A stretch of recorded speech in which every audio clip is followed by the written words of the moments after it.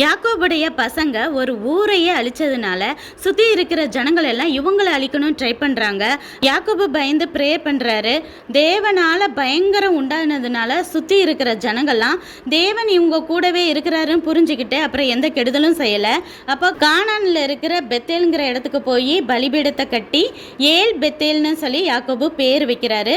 அப்போ தேவன் திரும்ப ஆசீர்வாதத்தை சொல்றாரு.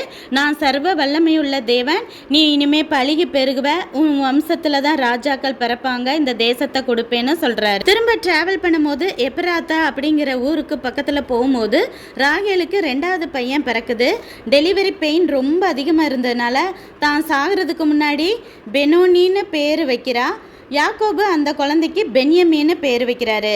ராகேல் இறந்து போகிற வழியிலேயே அடக்கம் பண்ணப்படுறா. அவள் விக்கிரகத்தை மறைத்த பாவத்தாலேயே கானானுக்கு பக்கத்தில் போயும் அவளால் உள்ளக்க நுழையவே முடியல. யாக்கோபும் மற்ற எல்லாரும் சேர்ந்து கானானுக்குள்ளே நுழைஞ்சிட்டாங்க. பாருங்க, யாக்கோப, லாபான், ஏசா சுற்றி இருக்கிற ஜனங்களால் ஆபத்து வந்த உடனே தேவ சமூகத்தில் தன் மனசை கொட்டினதுனால யாக்கோபு போன இடம் எங்கும் தேவன் காப்பாற்றினாரு. இதே போல் நாமும் இருந்தால் தேவன் நம்மையும் நம் சந்ததியையும் வாழ்நாளெல்லாம் காப்பார்.